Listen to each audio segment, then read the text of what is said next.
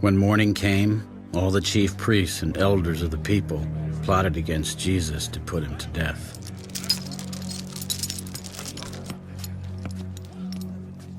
And when they had bound him, they led him away and delivered him to Pontius Pilate, the governor.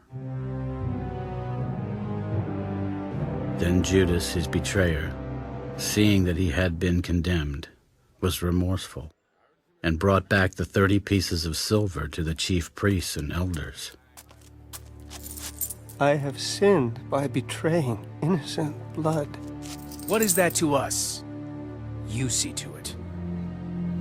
Then he threw down the pieces of silver in the temple and departed, and went and hanged himself. But the chief priests took the silver pieces. It is not lawful to put them into the treasury, because they are the price of blood.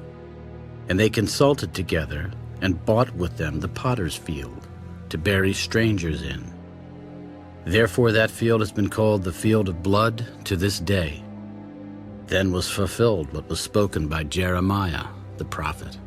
And they took the 30 pieces of silver, the value of him who was priced, whom they of the children of Israel priced, and gave them for the potter's field, as the Lord directed me. Now Jesus stood before the governor. Are you the king of the Jews? It is as you say. And while he was being accused by the chief priests and elders, he answered nothing. Do you not hear how many things they testify against you? But he answered him not one word, so that the governor marveled greatly. Now at the feast the governor was accustomed to releasing to the multitude one prisoner whom they wished. And at that time they had a notorious prisoner called Barabbas. Therefore, when they had gathered together, Pilate said to them, Whom do you want me to release to you? Barabbas or Jesus, who is called Christ? For he knew that they had handed him over because of envy.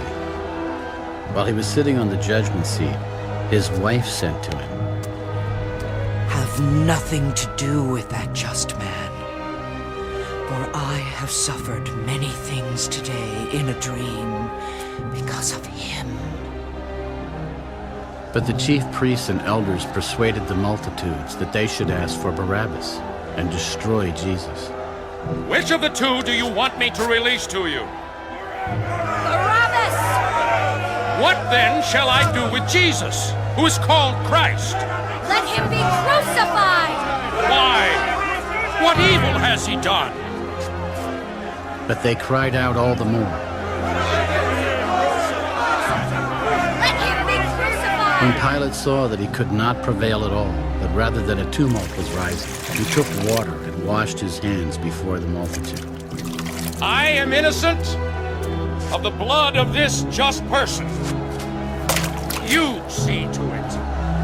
And all the people answered, His blood be on us, Blood be on us and on our children.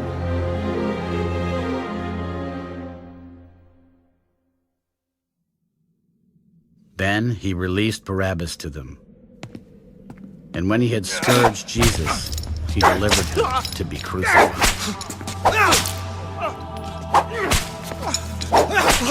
Then the soldiers of the governor took Jesus into the praetorium and gathered the whole garrison around him. And they stripped him and put a scarlet robe on him. When they had twisted a crown of thorns, they put it on his head, and a reed in his right hand. And they bowed the knee before him and mocked him. Hail, King of the Jews! Then they spat on him and took the reed and struck him on the head. And when they had mocked him, they took the robe off him, put his own clothes on him, and led him away to be crucified.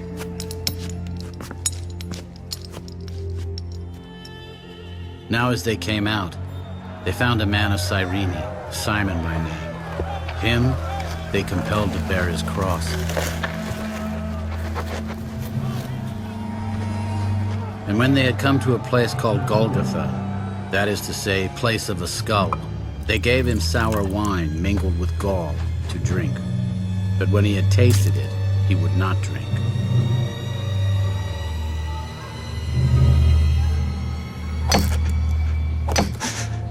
Then they crucified him and divided his garments, casting lots, that it might be fulfilled which was spoken by the prophet.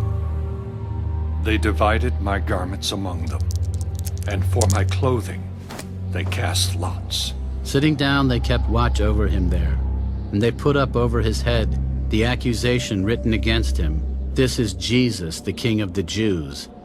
Then 2 robbers were crucified with him, one on the right and another on the left. And those who passed by blasphemed him, wagging their heads. You who destroy the temple and build it in 3 days, save yourself. If you are the Son of God, come down from the cross. Likewise the chief priests also, mocking with the scribes and elders, said, He saved others. Himself he cannot save. If he is the king of Israel, let him now come down from the cross, and we will believe him. He trusted in God. Let him deliver him now if he will have him. For he said, I am the Son of God.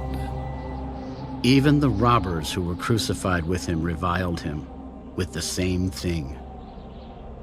Now from the 6th hour until the 9th hour, there was darkness over all the land.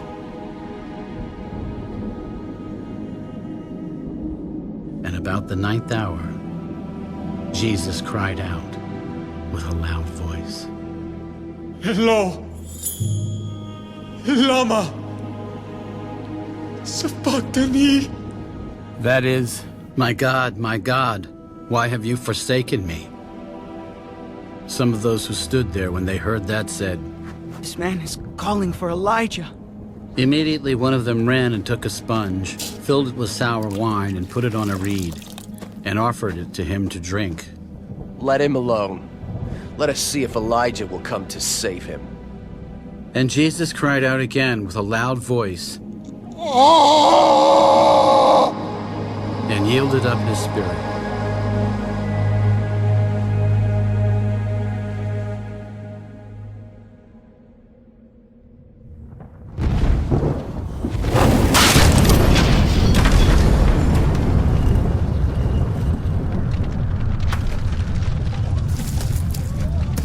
Then, behold, the veil of the temple was torn in 2 from top to bottom.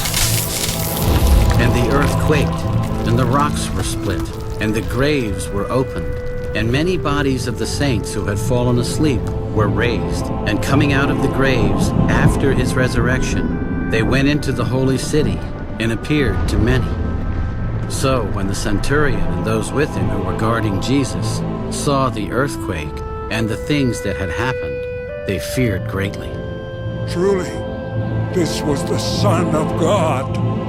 And many women who followed Jesus from Galilee, ministering to him, were there, looking on from afar, among whom were Mary Magdalene, Mary the mother of James and Joses, and the mother of Zebedee's sons.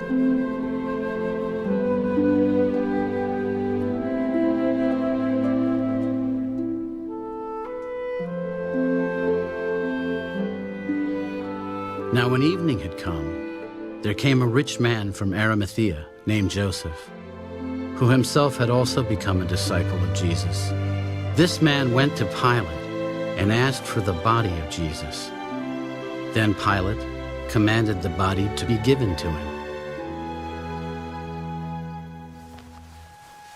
When Joseph had taken the body, he wrapped it in a clean linen cloth and laid it in his new tomb, which he had hewn out of the rock.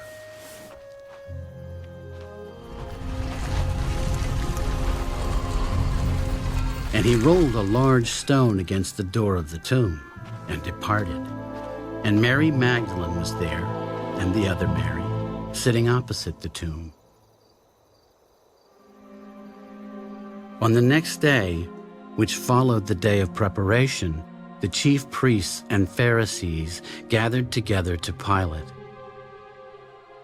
Sir, we remember while he was still alive how that deceiver said, "After 3 days I will rise." Therefore, command that the tomb be made secure until the 3rd day, lest his disciples come by night and steal him away and say to the people, "He has risen from the dead." So the last deception will be worse than the first. You have a guard. Go your way. Make it as secure as you know how. So they went and made the tomb secure, sealing the stone and setting the guard.